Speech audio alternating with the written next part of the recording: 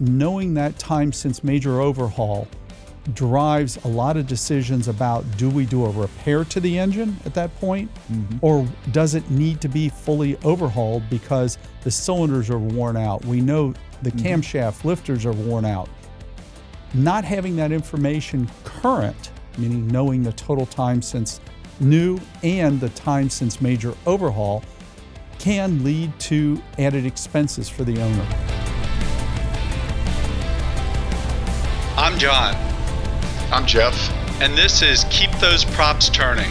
Perspectives and insights to keep you flying, not grounded. All right, Jeff, in one of our other podcasts, we were talking about logbooks. Okay. There's a key anchor point relative to both the airframe, even the pilot, but most importantly, the engine, which has to do with time. And in aircraft years and years ago, you maybe had one gauge in there. And that one gauge told you, typically, it was called the Hobbs. And that would tell you, when you turn on the master power to the aircraft, how many hours has it been on? All right, that tracked both engine and airframe time, and potentially also your flight time. Nowadays, people have all these different gauges, spend a lot of money on updating and getting digital or a glass panel.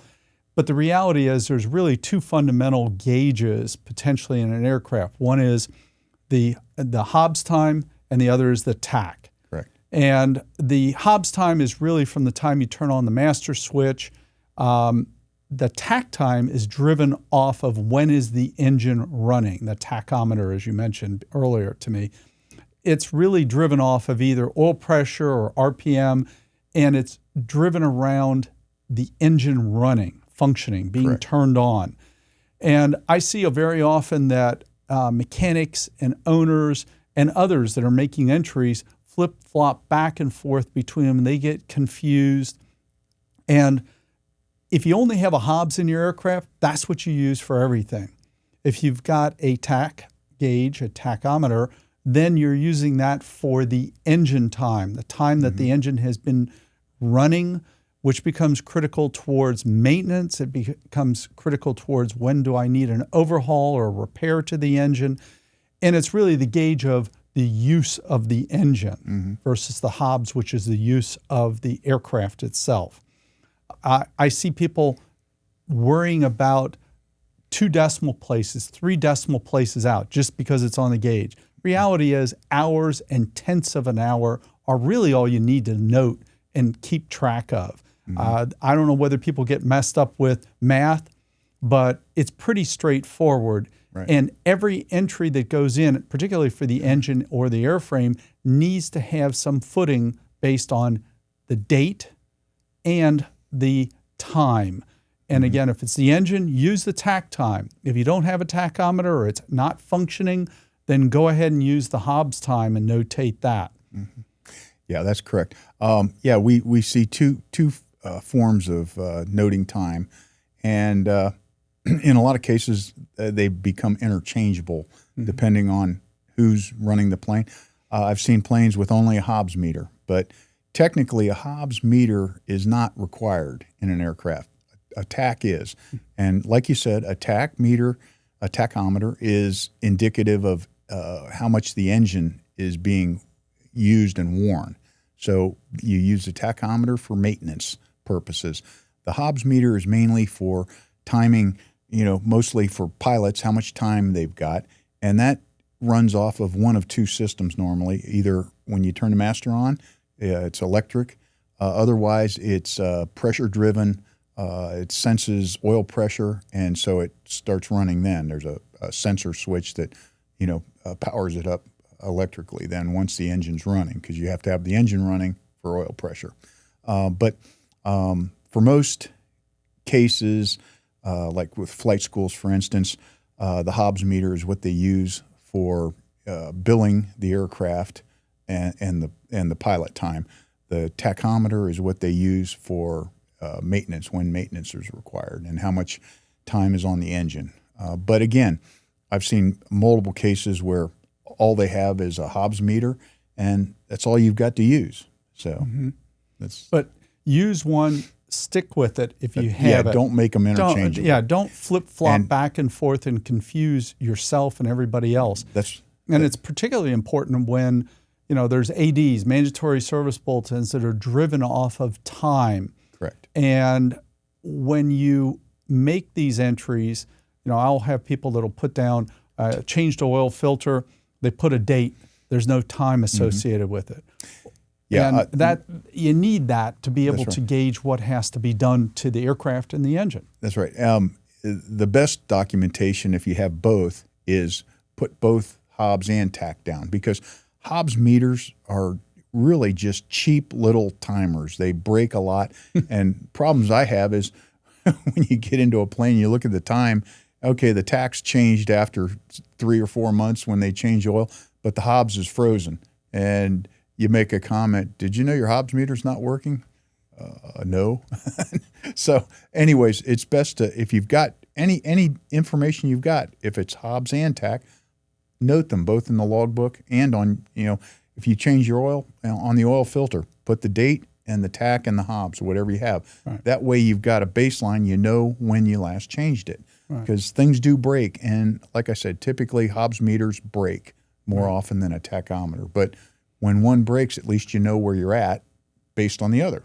All right. And you can be relatively close, which actually is interesting because there's, engines are out there. We see engines from the late 40s on through current.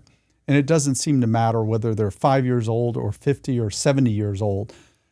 Entries seem to jump around, and when we dig back through the logbooks on the engine, we'll figure out that suddenly Tach time or Hobbs time changed. Well, somebody switched out the gauges. And I think it's important for owners to make sure that if that happens, an entry is made in recording the last reading on that gauge. Mm-hmm. And what does the new gauge, the replacement gauge, and when it was changed, and like you said, when it was changed. Oftentimes people are swapping out Tachs or even Hobbs, and they already have time on them. That's correct, yeah.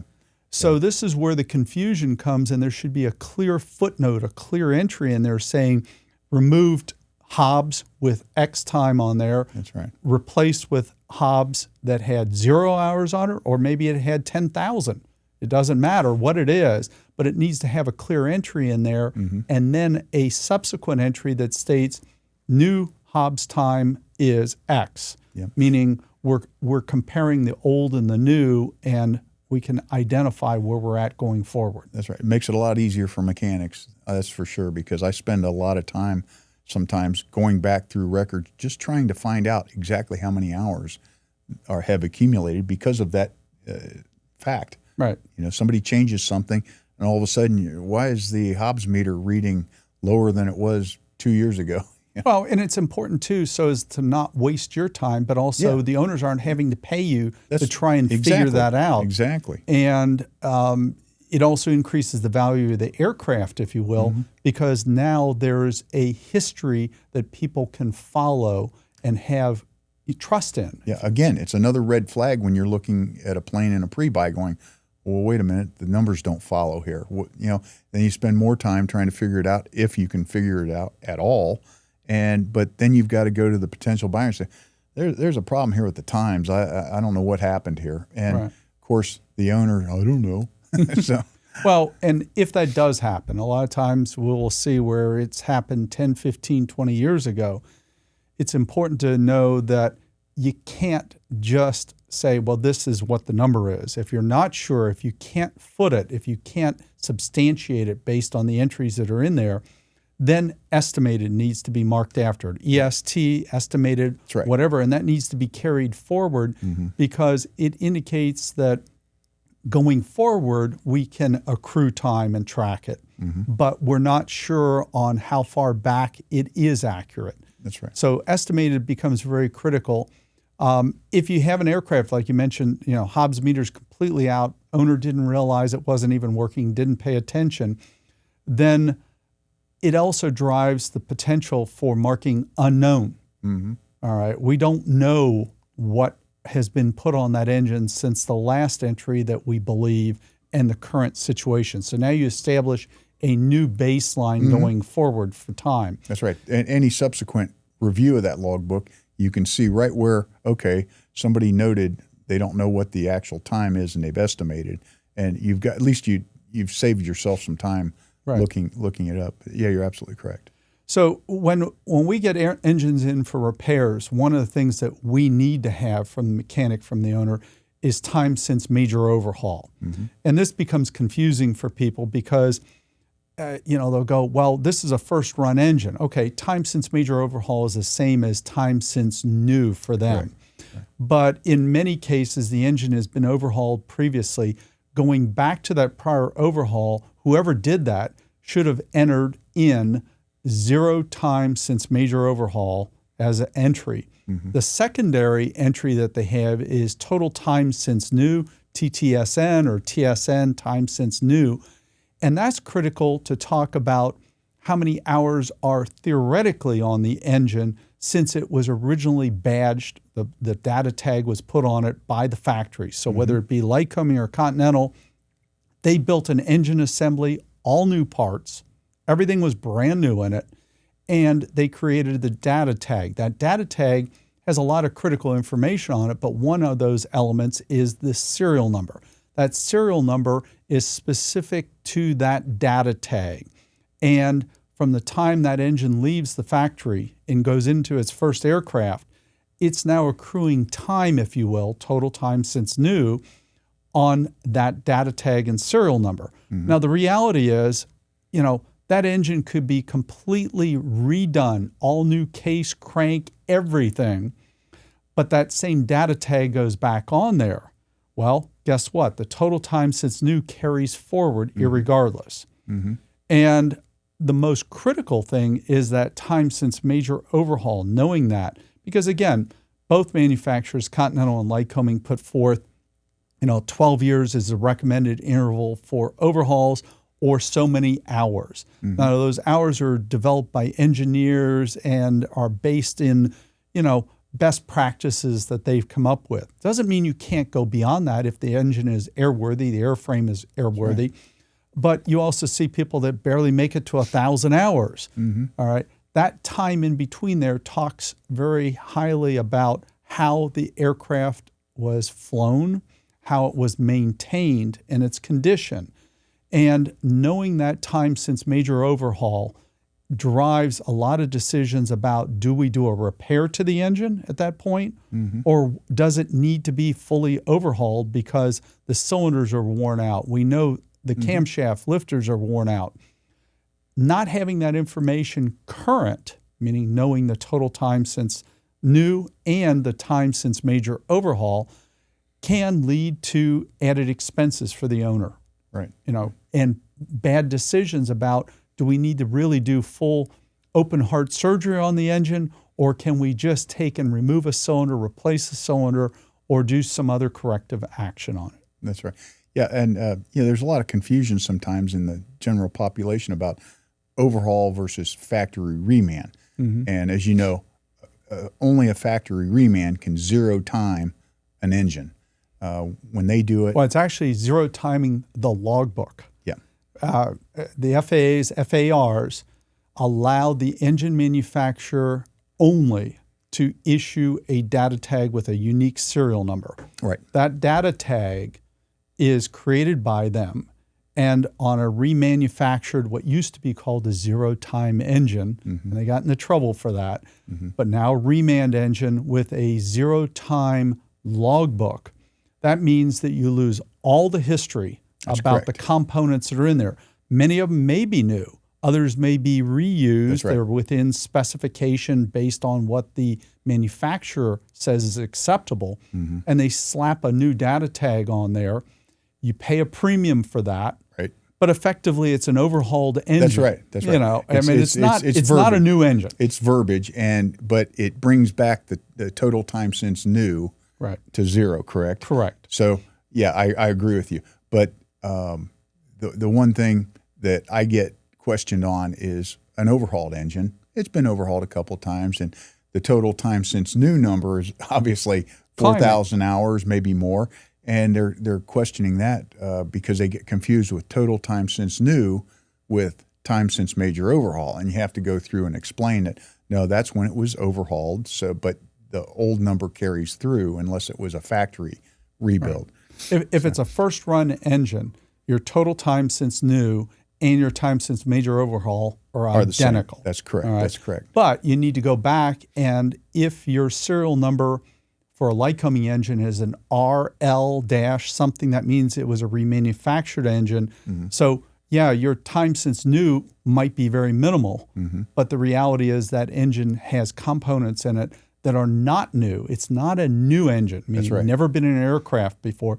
It's an engine that was rebuilt, overhauled.